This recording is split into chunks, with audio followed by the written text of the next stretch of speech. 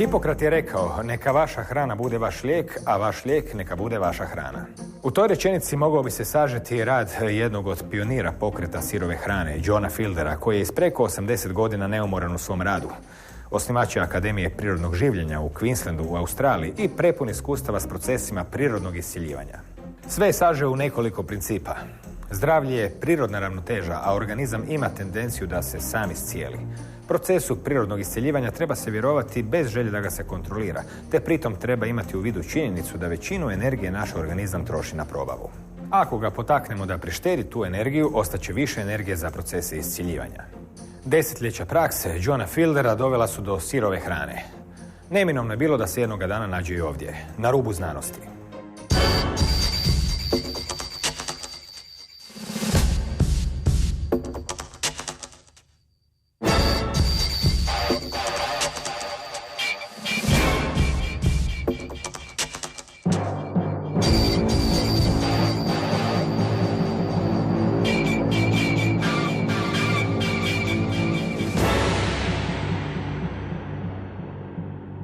Dobro večer. Gospodin John Fielder stiže iz Australije, već je rečeno, iz Akademije prirodnog življenja, također je predsjednik Britanskog higijeničarskog društva, te se pitanjima odnosa zdravlja i hrane bavi već pola stoljeća.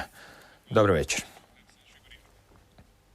I've been involved with natural living since 1963, and so that makes it 51 years, I think, this year. Is that right? Yes, it could be.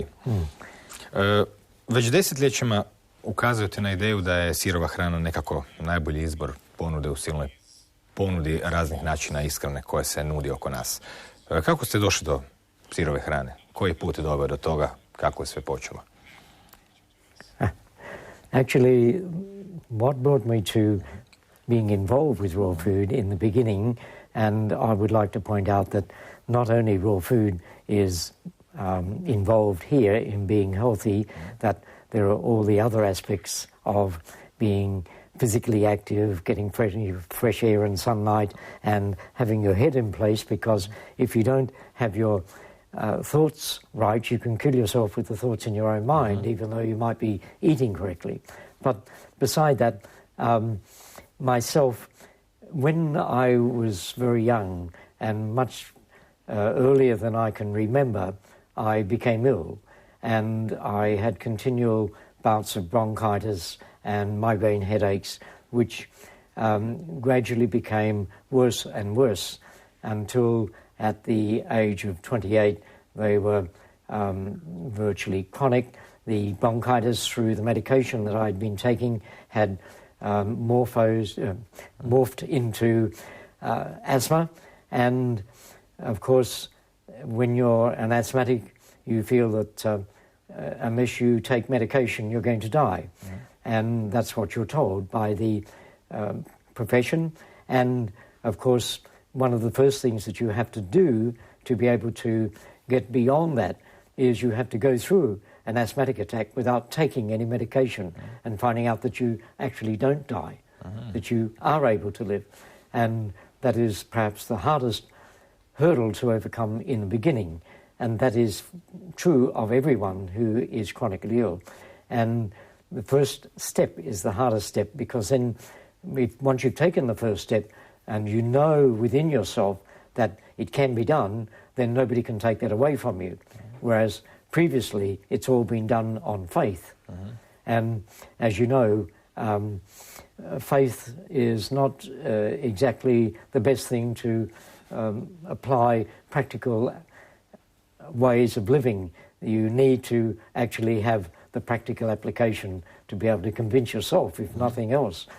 And so having come to the age of 28 and then coming into contact with the way of living that I now follow and espouse, that and finding out that I could reverse the process instead of, as most people expect in their life under orthodox treatment, to gradually become worse and worse and worse until eventually you die, I was able to reverse the process and become better and better and better.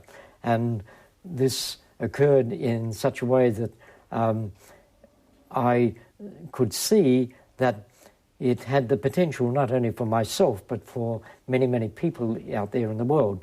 And I was at a stage in my own life where change was required because I had a young family growing up, and my wife was complaining because I was involved in an occupation which was taking me away from home for long periods of time. And she said, your children need you. They need the father to be there as well as only the mother. And of course, I agreed with that. And so I was looking for some way of changing my profession. And this seemed to be an ideal opportunity to perhaps study the aspects of health and to be able to then change my direction and to be home with my children and to help with their upbringing in a more natural way or natural environment for them too. And so I then made inquiries and found that I could study certain things like osteopathy, chiropractic, naturopathy, and so on, and natural hygiene. And so I went and I'd studied those disciplines and became proficient in them and set up myself in professional practice. Spomenuli ste da ste se izliječili od kroničnog bronhitisa i astme. Kako ste to učinili? How come? Well, the only thing is that I can only say that that was because of the way that I was being fed in my lifetime, and perhaps I had certain genetical limitations as well, which contributed towards it. And of course, the way that I was being fed was traditionally what is considered in Australia as traditional was 3 veg, as they say, 3 vegetables and meat. And that was your meal. And that was accepted as being such. And so the outcome of that seemed to be the main causative factor, because as soon as I changed that and moved away from that particular way of eating, as well as becoming more physically active externally and in more fresh air and sunlight and so on, that I was able to reverse the situation. Danas na svijetu doista ne nedostaje raznih škola, metoda i principa ishrane. Na neki način, s druge strane, u medicinskim školama nutricionizam nije toliko prepoznat kao lijek koliko bi mogao biti prema tradicijama koje govore da je hrana zapravo lijek. I imamo brojne suprotstavljene koncepte. Pitanje ugljikohidrata, proteina, masti, kuhanja, ne kuhanja, žitarica da, žitarica ne, neki jedu samo voće i slično. Na koji način, neki od tih načina su jednostavni, neki baš i nisu, zahtijevaju trud i napor. Na neki način preporuke vaše idu prema jednostavnosti. U kom smislu bi zapravo čovjek mogao inkorporirati na neki jednostavan način to što se zove danas sirovom hranom i što bi zapravo trebalo na neki način izbjeći, jer i unutar sirove hrane također nije baš sve ujednačeno, niti je svaka sirova hrana na neki način jednako životna. No. I like your concept of simple, because it is the concept upon which I operate and which I function and which I believe in. It's a matter of keeping things as simple as possible. It's what we call the KISS principle. Keep it simple, stupid. And if we keep things simple, if we realize that the animals in their natural state, they don't go out there and prepare their meals. They don't put them all together in this way or that way or some other way. They eat them as they occur. And this is the principle which I believe is uppermost and important. If we learn to eat things as they come to us in nature and not to have to worry about making all these gourmet foods. In actual fact, my experience has been that you can be just as ill eating raw foods if they're all provided in this gourmet fashion as you can in eating traditionally. And this I would warn people against. As you've said, there are so many different ideas just within the raw food movement itself, without even going beyond that are confusing. But if you can just focus on keeping it simple and going out there and being able to just sit down and, if you want to, if you felt like it, just to eat the head of a lettuce or to eat a carrot or to eat an apple as you picked it off the tree or whatever, then that is the ideal. I know that perhaps isn't always aesthetically possible, or when I say possible, it might not be something that we appreciate aesthetically, but it is definitely the ideal if we can only move in that direction. Ja sam osobno bio iznenađen kad sam saznao da unutar, recimo, pokreta sirove hrane postoje razne razlike, jer činilo mi se da ne može biti razlika u nečem što je toliko jednostavno kao što je koncept sirove hrane. Ispostavilo se da može. Možete li dati neke primjere gdje, recimo, sirova hrana je sirova, ali nije ono što biste vi mislili da bi trebala biti? Yes. One of the most important ways, or outstanding ways, that I have seen is in the way of dehydration. That a lot of people feel that the dehydrated food is quite an acceptable food as a raw food, and they can just eat that, and that will make them enable their body to function at a healthy level. Whereas this is really not so, because you don't find dehydrated food naturally. If you went out in the field, you went out into the orchards and places like that, you don't find dehydrated food there overall. You find fresh food as it is, as it comes off. You will find some dehydrated food at particular times, but it is minimal. And it's nice to have a minimal part of your diet is dehydrated, but it should not be the maximal part.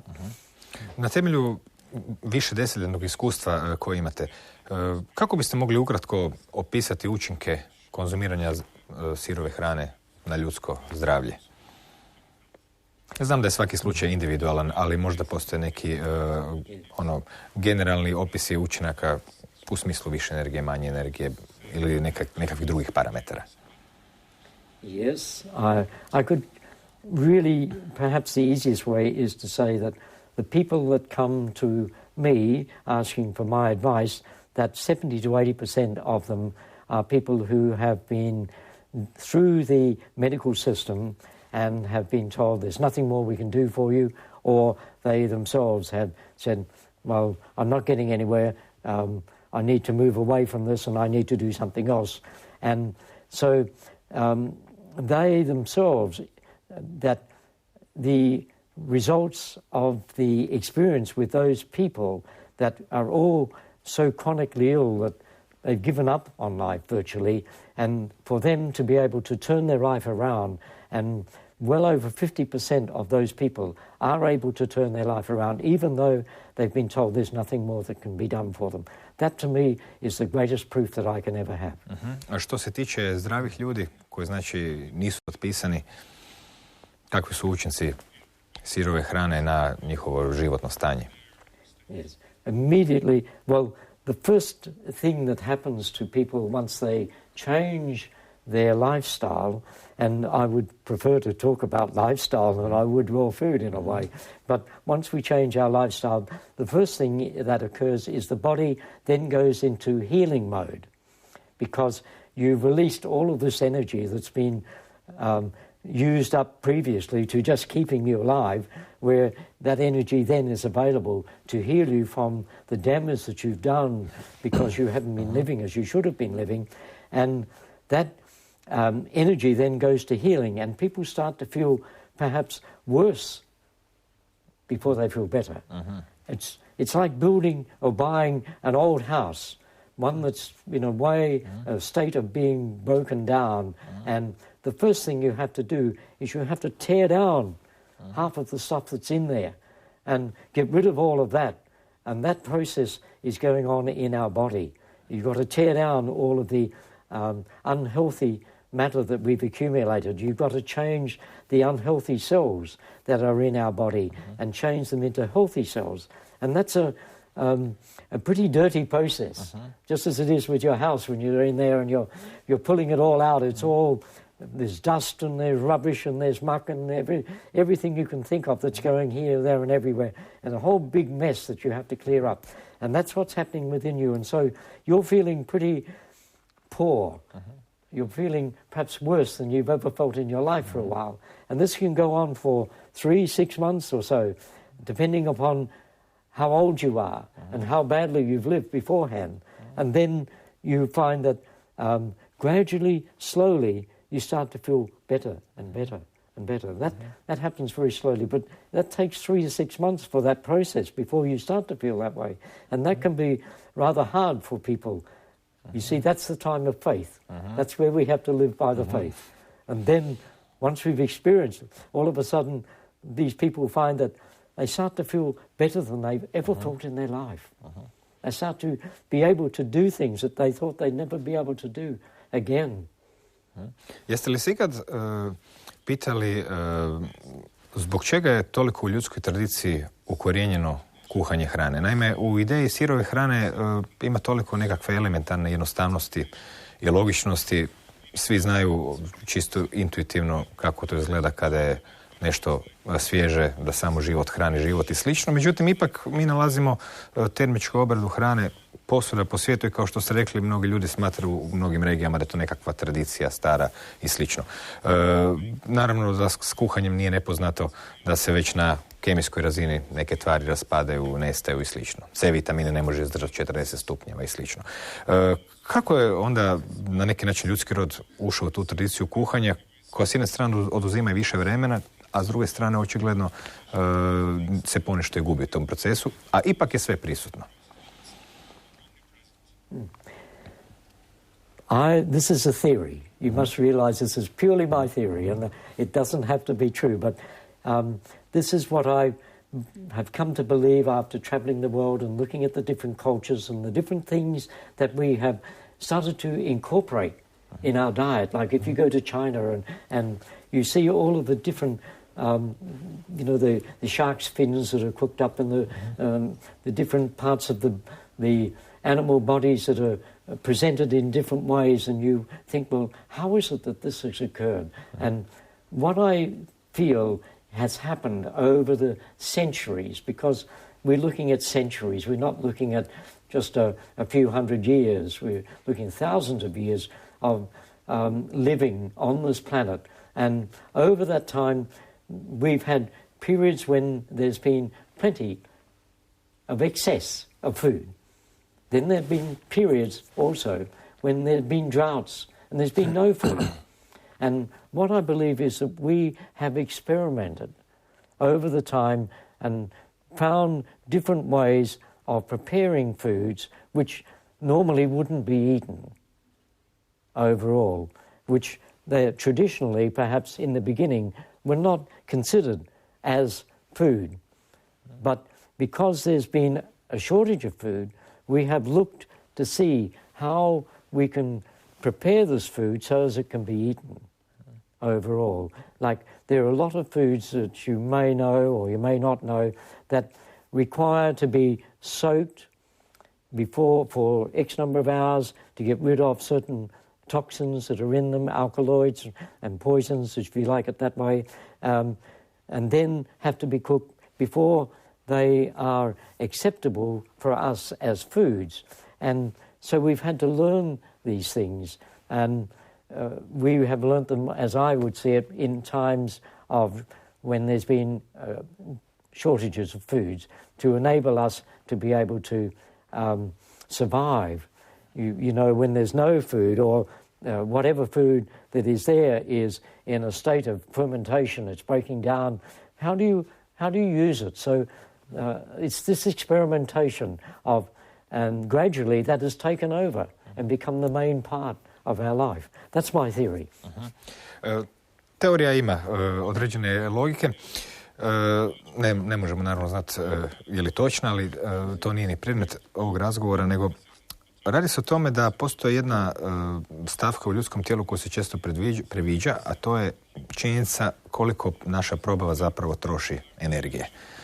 Naravno da mnogi koji su se odlučili postiti, na kraju krajeva u katoličkoj tradiciji petak je dan posta i slično, se osjeća uvijek lakše i ugodnije i post nije nešto što je nepoznato u ljudskom društvu. Međutim, u kojoj mjeri sirova hrana štedi energiju probave? Znači nešto što nije u stvari post, koje se inače ljudima često puta i preporučuje da periodično svakih toliko dana ili tjedana jedan dan ne jedu, od toga će svakom biti samo bolje da se malo detoksificira i slično. Kakav je odnos sirove hrane i energije koju organizam troši na probavu? Well, if we realize that firstly raw food is basically, as I understand it, the only food which is recognized by the body as food as such. When we introduce cooked food into our body, we increase the white blood cell count of our body and into a condition which is called leukocytosis to deal with the extra load that the body is being placed upon it by the introduction of the cooked food. It takes so much more energy for the body to deal with the cooked food. And so when we introduce raw food, you release all of that energy. And that energy then is then available for the body to deal with any harm that is done to it, which it wasn't able to deal with previously. I'm not sure that answers your question. Odgovorili ste. Upravo je to bilo pitanje. Vratit ćemo se nakon priloga na neke koncepte i ideje vezane uz mogućnosti tijela da se samo iscijeli. U međuvremenu do sad jesmo saznali ponešto o ideji sirove hrane. U sljedećih nekoliko minuta raspitali smo se kod onih koji su se u tome našli. Kako se to zbilo za njih, kako su se uopće upoznali s Johnom Fielderom, te kako je njegovo mjesto na današnjoj karti.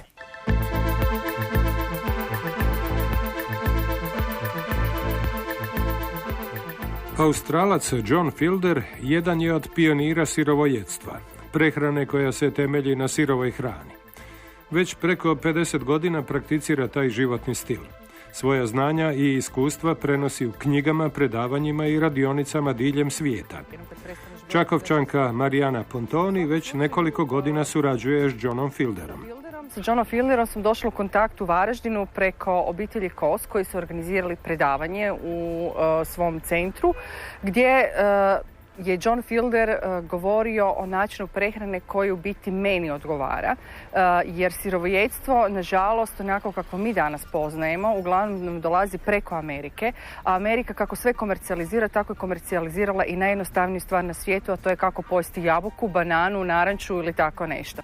Različiti pristupi sirovojedstvu, posebice u Sjedinjenim Državama, učinili su tu vrstu prehrane skupim životnim stilom. John Fielder nastoji promijeniti te stereotipe kako bi ta vrsta hrane bila svima pristupačna. Načela sirovojedstva temelje se na dobrobitima hranjivih tvari koje se ne uništavaju preradom, kuhanjem ili pečenjem.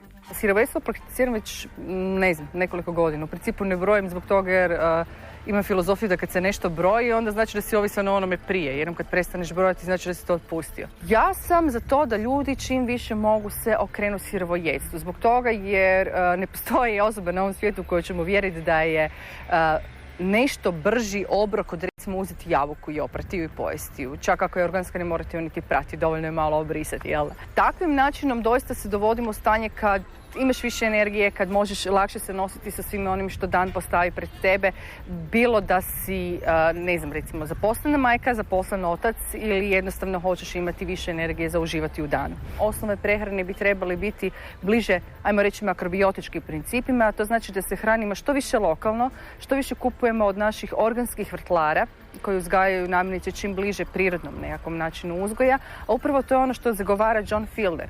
Idealno bi bilo kada bi svako od nas mogao imati uvjete i uzgojiti si barem jedan dio namirnica koje konzumira on i njegova obitelj.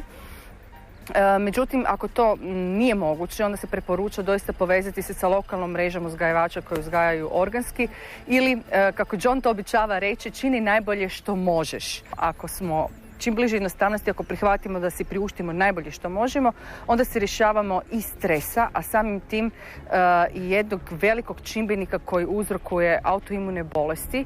Fielder tvrdi da je sirovojedstvom riješio neke od svojih zdravstvenih problema, poput čestih migrena, astme, artritisa i tako dalje. Kad je u Hrvatskoj, onda je obično kod nas naš gost, kućni, I njegov dan izgleda na način da propušta doručak.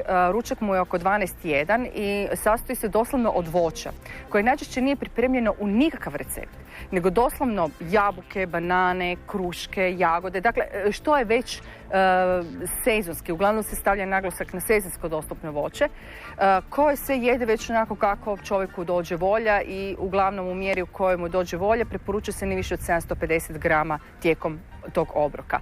Na sjeveru Australije, u Cairnsu, u Queenslandu, Fielder vodi farmu organske hrane, gdje je smještena i njegova Akademija prirodnog življenja.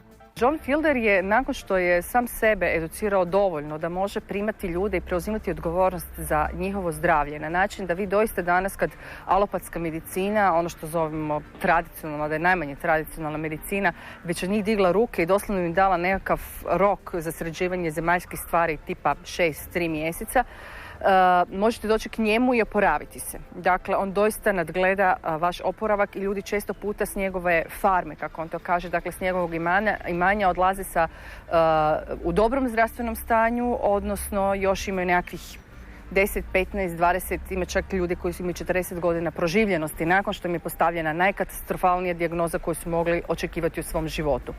Osjetio je želju da bi htio da svugdje u svijetu postoji barem jedna osoba koja bi mogla nastaviti s takvim načinom rada, pa je pokrenuo akademiju koja je internet akademija, međutim da bi se ona završila, odnosno da se stekne punopravna dozvola za obavljanje i prakticiranje prakse kako prakticira John Fielder, potrebno je 6 mjeseci provesti baš kod njega na imanju. Aktivan je i kao predsjednik Britanskog naturopatskog društva, koje promovira život na prirodnim načelima. Ne alternativna medicina, već alternativa medicini. Jedna je od Fielderovih izreka. Te slogan se u biti odnosi na to da cilj Johnovog djelovanja, cilj njegovog rada nije da kad nam se dogodi recimo da razvijemo visoku temperaturu ili gripu, što se najčešće boljetice, ajmo one najblaže uzeti, da onda se okrećemo tome kako sniziti temperaturu, kako zaustaviti curenje iz nosa ili kad su alergije kako maknuti simptome. Ne, on se ne bavi tim. On govori promijeni način života i simptomi će sami nestati. Ono što je zanimljiv podatak, evo čisto još malo da podvučem ovu razliku između amerikaniziranog pristupa sirovojedstvu i Johna Fieldera, jest da sam prije par mjeseci naletjela na čovjeka kojeg zovu djedom sirovojedstva u Americi. Taj čovjek je u sirovojedstvu nekakvih 30 i nešto godina. John Fielder je sirovojedac 50 i nešto godina.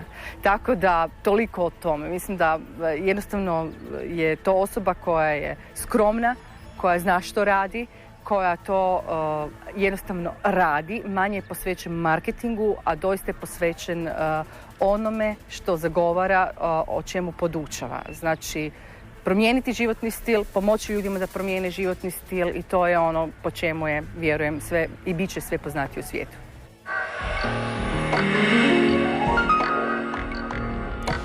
Kada se priča o sirovoj hrani, cijelo vrijeme se priča o štednji energije, da tijelo na neki način se ne mora toliko boriti s toksinima, da lakše živi i da možda može ostvariti svoje potencijale u nekom drugom smislu.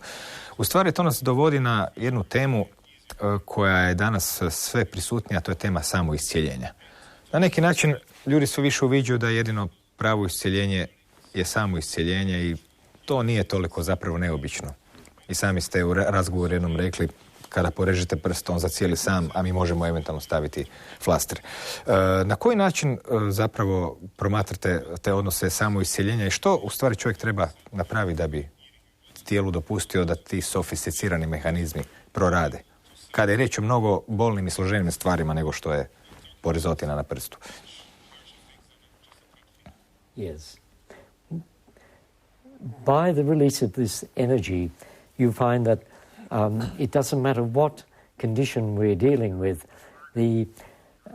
Let me perhaps share with you an experience that I had with one of my clients. And this client and her husband went to New Zealand for a holiday, and they were in a motel room, and a car came through the wall of the motel and pinned them on the other side of the room against the opposite wall. The husband wasn't greatly damaged, but the wife, her legs were crushed, and because they were clients of mine, they immediately rang me from New Zealand and asked me what should they do. And they were already in the hospital at this particular time. And in the hospital they were wanting to amputate both of the wife's legs. And I spoke to the surgeon about the situation and was able to get a better idea of it. And I said to him, I said, well, from my viewpoint, that it would be wonderful if you would be happy for my client to fast.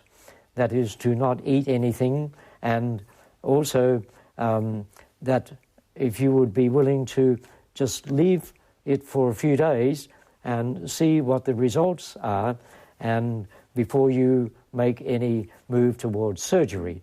And we discussed this quite in depth, and eventually he said, no, I can't agree to the fasting. And I said, well, the next best would be if you would just allow my client just to drink juice and fruit juice.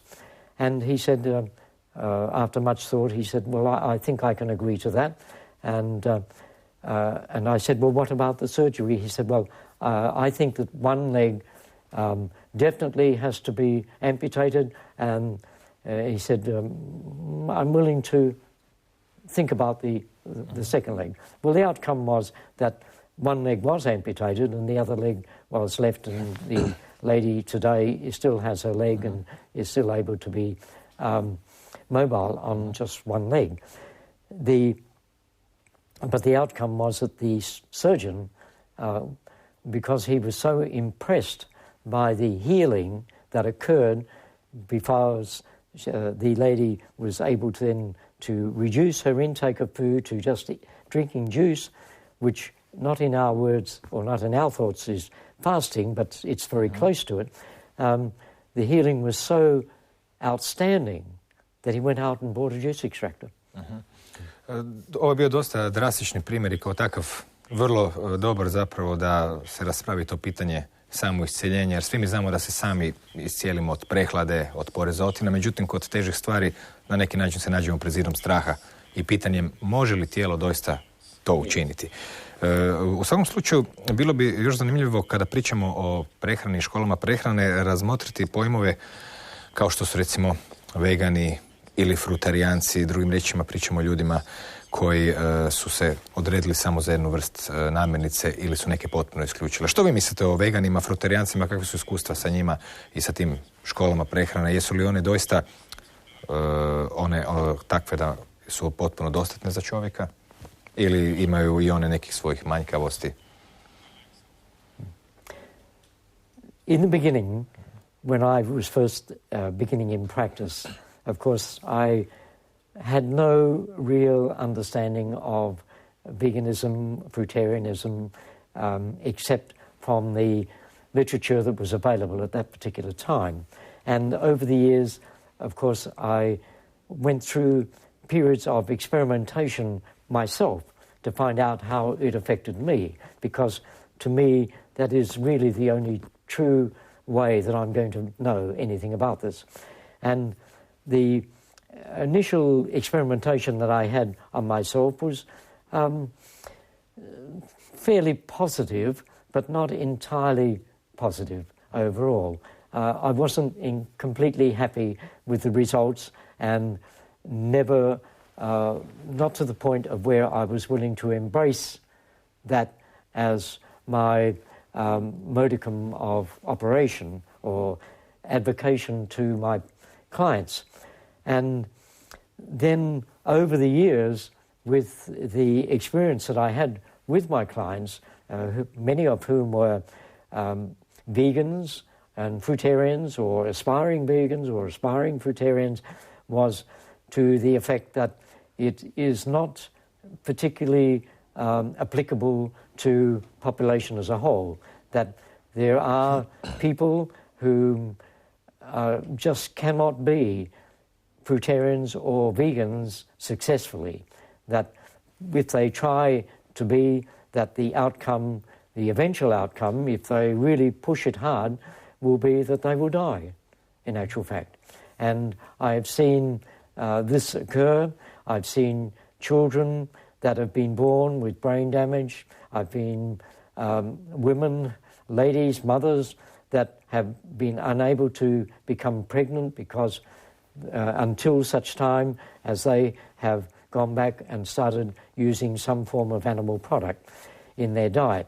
And so all of these things have made me, you might say, rather conservative in regard to my approach to veganism and fruitarianism, and I feel that all I can say is that it just doesn't work for many people, and so if you're having problems, you must look elsewhere, or else you're likely to cause yourself irreparable damage, even to the point of killing yourself. Što mislite da nedostaje tim ljudima za koje možda takav način prehrane nije odgovarajuće, naravno svako individualno, ono što za nekog radi savršeno, za drugog možda i ne. Što je njemu u stvari mislite da je nedostajalo? Well, traditionally it is considered that the lack is in vitamin B12. Now, I could not say that I disagree that B12 can be a limiting factor, and that particular factor is not right. But I believe it's much more complex than that, and I believe that we won't even know. I don't believe that science is ever going to know all that there is to know, and so I believe that, as I said, it's much more complex question than just vitamin B12. But what else is involved, I don't know. Na koji način gledate na konzumaciju mlijeka? Poznato da jedan dio populacije jednostavno ne može mlijeko probaviti, nema određenu bakteriju. Potom postoje razne vrste mlijeka kod kojih su neke više prihvatljive za ljude ili manje, sličnije ljudskom i slično. Kako je vaše gledište za to, u tu namirnicu koja je postala sve prisutna i raširena u zadnjih 50, 60 godina, 70? Well, basically you might say that every animal in nature, once it's weaned, doesn't drink milk anymore. And I feel that to some degree that applies to the human animal as much as it does to the other wild animals and domestic animals and such like. But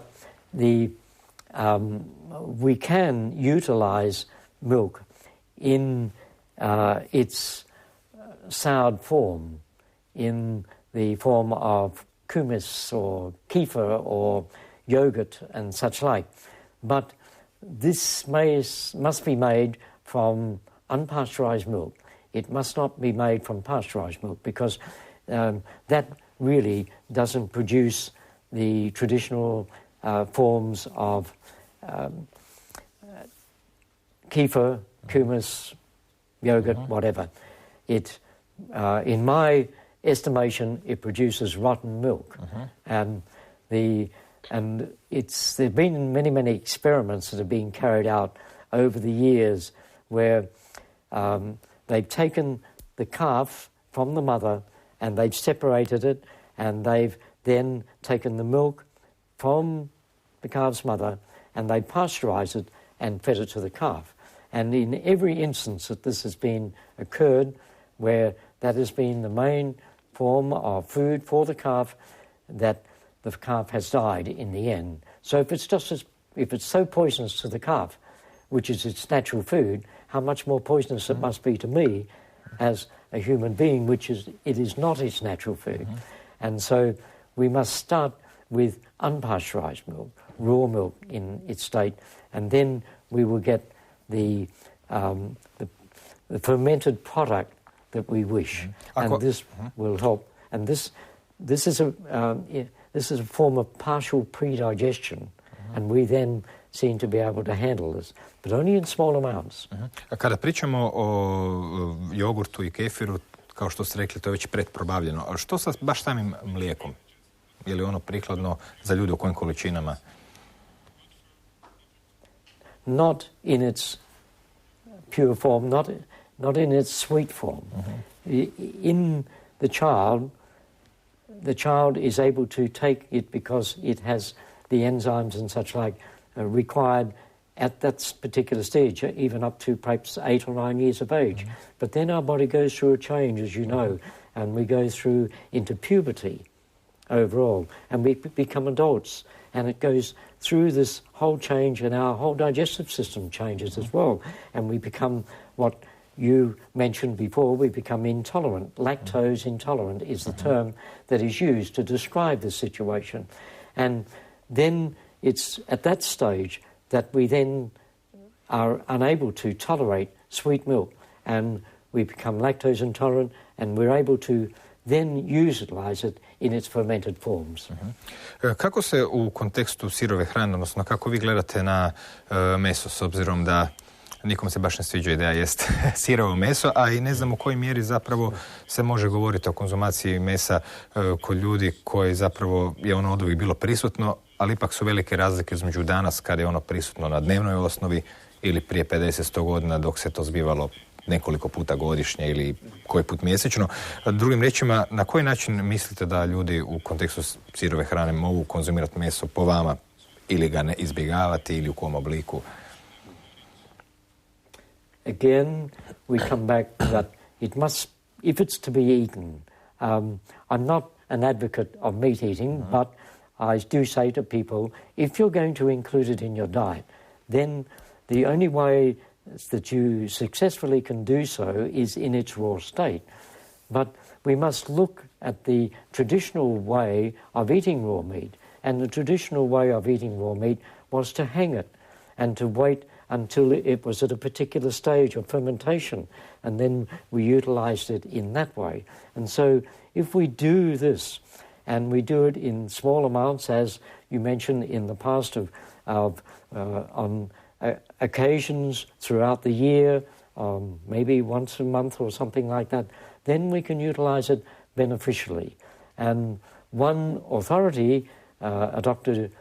Tilden in the United States, said that we should only use about the size of a silver dollar, which is an American coin, not much bigger than about that size, and then we will be all right. But if we utilize it in the form that we're utilizing it today, as each sitting down and having a steak at each meal, then we're going to have trouble. Drugim riječima, u kontekstu sirove hrane radi se o sušenom mesu, a ne o kuhanom, pečenom ili onom istinski sirovom, krvavom, da tako kažem. Yes, it's when we say about dried meat, there is a slight difference between hung meat and dried meat. The hung meat is allowed to ferment overall, whereas the dried meat is like dried food. It's dried and crisp type of thing, or it might be still pliable, but it hasn't got that same fermentive action that is occurring as it does with hung meat. Kada se Zapad zapravo prvi put se susreo s nekim konceptima, na svijetu se naime u imperijalnom širenju susretalo sa raznim kulturama, civilizacijama gdje su neki ljudi bili doista dugoživući, zdravi i slično. Zanimljiv je bio slučaj, dakle, jednog liječnika iz britanske vojske koji se susreo u Indiji sa hunzama. Što ga je to naučilo, zbog čega su ga interesirali, što je kod njih istraživao i kakve zaključke izvukao? His conclusions were that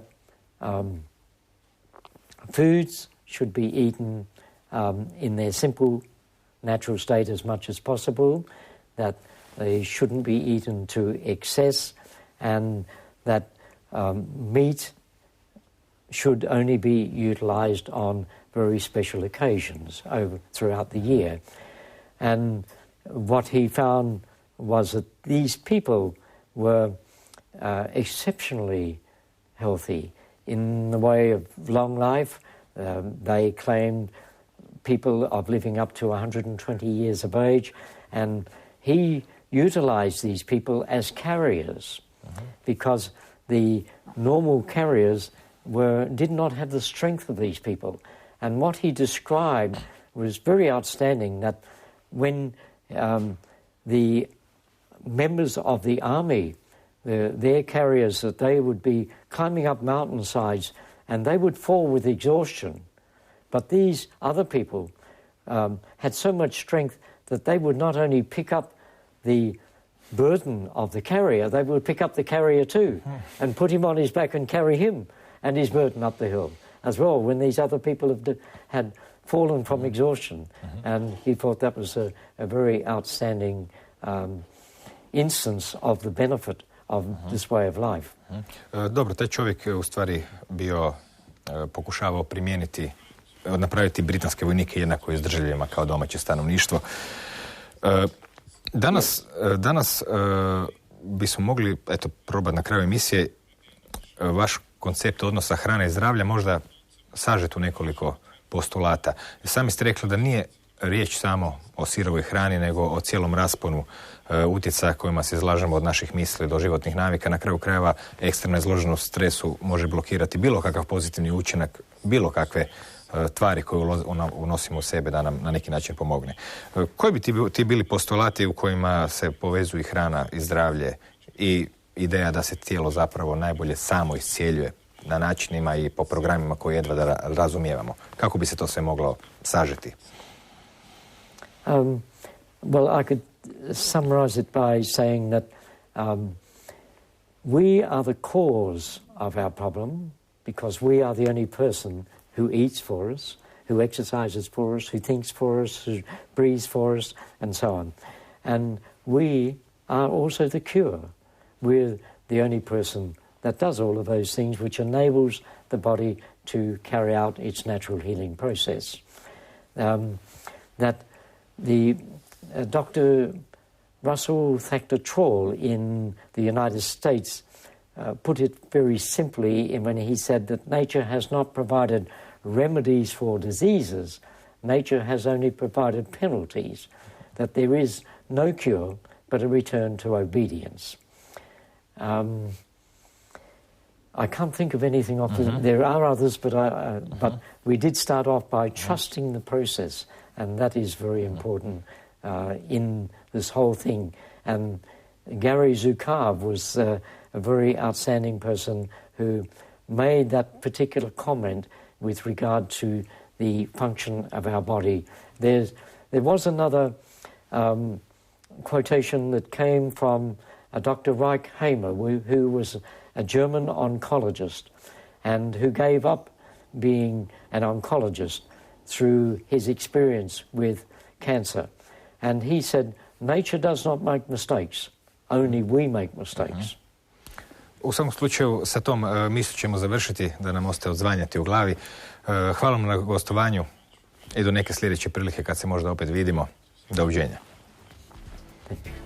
Hvala i vama na pažnji.